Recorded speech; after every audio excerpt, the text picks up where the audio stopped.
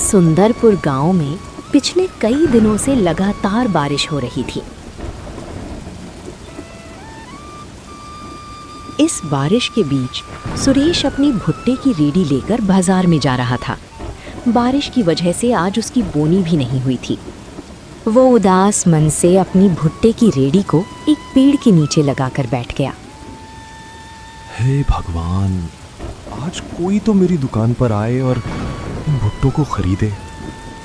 सुबह से एक भुट्टा भी नहीं बिका। उसने भुट्टों को भूनना शुरू कर दिया। बारिश में भुट्टे की भुनने की खुशबू चारों ओर फैल रही थी। तभी वहां से गांव का सरपंच हरीलाल गुजर रहा था। वो एक नंबर का कंजूस और खड़ूस इंसान था। अरे सुरेश, आज तो भुट्टों की खुशबू! वाह वाह, बारिश में गरम गरम भुट्टे खाने का मजा ही कुछ और है। हाँ हरीलाल जी, ये लीजिए, आपके लिए ताजा ताजा गरम भुट्टा भून कर देता हूँ। ला, अपनी ओर से एक खिला दे, पैसे बाद में ले लियो। सुरेश उदास था, पर उसने हरीलाल को एक भुट्टा गरम करके फोकट में दे दिया। हरीलाल बड़ी चाव से गरम भुट्टे को खाने लगा और सुरेश की तारीफ करने लगा। वाह सुरेश, तुम्हारा तो जवाब नहीं, भुट्टे वाकई शानदार हैं। भुट्टा खाकर हरीलाल वहां से चला जाता है। फिर से बारिश बढ़ जाती है और सुरेश उदास मन से ग्राहकों की राह देखता रहता है। सुरेश दुकान बंद करके घर जाने ही वाला होता है कि वहां दो आदमी आ जाते हैं। भाई साहब, जरा दो गरम गरम भुट्टे तो लगाना। सुरेश उन्हें 2 भुट्टे भून कर देता है। सुरेश के भुट्टों की भुनी हुई खुशबू से और कई गांव वाले उसकी दुकान पर आ जाते हैं। इस तरह आज सुरेश की थोड़ी बहुत कमाई हो जाती है और वो घर की ओर निकल जाता है। रात का समय था।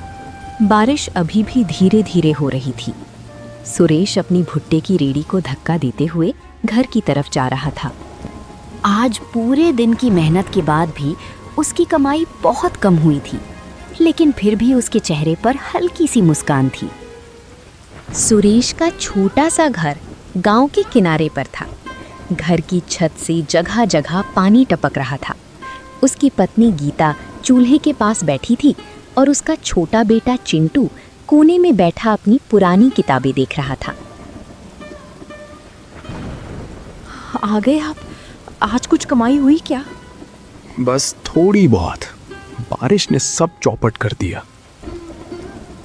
सुरेश ने अपनी जेब से मुड़े हुए कुछ नोट निकाले और गीता के हाथ में रख दिए। इतने में घर कैसे चलेगा? अभी तो राशन भी खत्म होने वाला है। सुरेश चुप खड़ा रहा। बाहर तेज बारिश हो रही थी और हवा की आवाज पूरे घर में गूंज रही थी। बाबूजी, मेरी स्कूल की फीस कब भरोगे? मास्टर जी बोल रहे थे कि अगर फीस नहीं भरी तो मुझे परीक्षा में बैठने नहीं देंगे।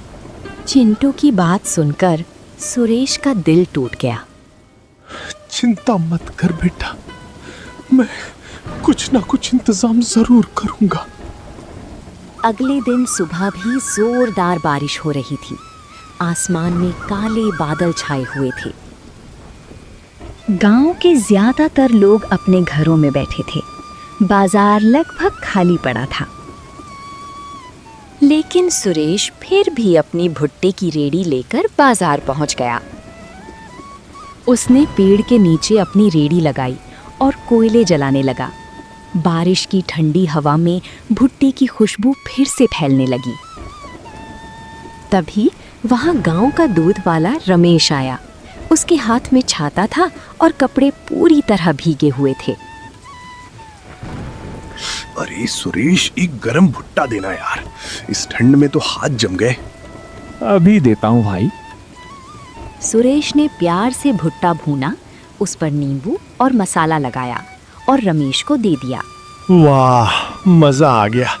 तुम्हारे भुट्टे पूरे गांव में सबसे बढ़िया होते हैं। रमेश वहीं खड़े खड़े भुट्टा खाने लगा। तभी वहां से एक बच्चा गुजर रहा था। कितने अच्छे भुट्टे लग रहे हैं, काश मेरे पास आज पैसे होते। सुरेश ने बच्चे की बात सुन ली। अरे इधर आओ बेटा। वो बच्चा डरता हुआ ठेले के पास आता है। लो, तुम एक भुट्टा खा लो। धन्यवाद चाचा।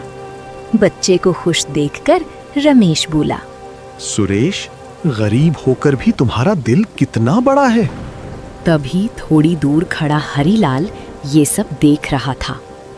हरीलाल को हमेशा लगता था कि सुरेश बहुत सीधा इंसान है और दुनिया में सीधे लोगों की कोई कीमत नहीं होती। मुफ्त में भुट्टे बांटेगा तो खुद भूखा मर जाएगा। थोड़ी देर बाद अचानक तेज हवा चलने लगी। बारिश इतनी बढ़ गई कि बाजार में पानी भरने लगा। सुरेश, तू भी घर चला जा, आज कुछ नहीं होने वाला। बस थोड़ी देर और रुक जाता हूँ, शायद कोई ग्राहक आ जाए। रमेश बारिश में भीगता हुआ घर चला जाता है और सुरेश ग्राहकों की राह देखता वहीं खड़ा रहता है। शाम होने लगी थी। बारिश थोड़ी कम हो गई थी। सुरेश भी अपनी रेड़ी समेटने लगा। तभी उसे किसी बच्चे के रोने की आवाज सुनाई दी। बचाओ, बचाओ। सुरेश ने देखा कि एक छोटा बच्चा कीचड़ में फिसलकर पानी के पास गिर गया था। बिना कुछ सोचे सुरेश तुरंत दौड़ा। उसने बच्चे को पकड़कर बाहर निकाला। बच्चा बहुत डर गया था। तभी बच्चे की माँ दौड़ती हुई वहां आई। मेरा बच्चा, धन्यवाद भाई साहब, अगर आप नहीं होते तो पता नहीं क्या हो जाता। सुरेश मुस्कुराया और बोला, इंसान इंसान के काम ना आए तो क्या फायदा। अगले दिन बारिश थोड़ी कम हुई। गांव के लोग फिर बाजार आने लगे। सुबह सुबह ही सुरेश अपनी रेड़ी लेकर पहुंच गया। लेकिन आज कुछ अलग था। बाजार में आते ही लोग उसकी दुकान के पास रुकने लगे। लोग एक दूसरे से बात करने लगे और कहने लगे, यही है वो सुरेश जिसने कल बच्चे की जान बचाई थी। देखते ही देखते उसकी दुकान पर भीड़ लग गई। सुरेश जल्दी जल्दी भुट्टे भूनने लगा।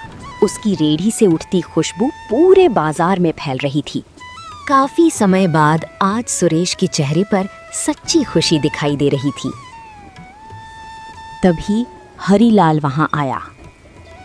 कल मैंने तुम्हें ध्यान से देखा। तुम गरीब जरूर हो, लेकिन दिल की बहुत अमीर हो। आसपास खड़े गांव वाले भी ये सुनकर हैरान रह गए, क्योंकि हरीलाल को किसी की तारीफ करते किसी ने कभी नहीं सुना था।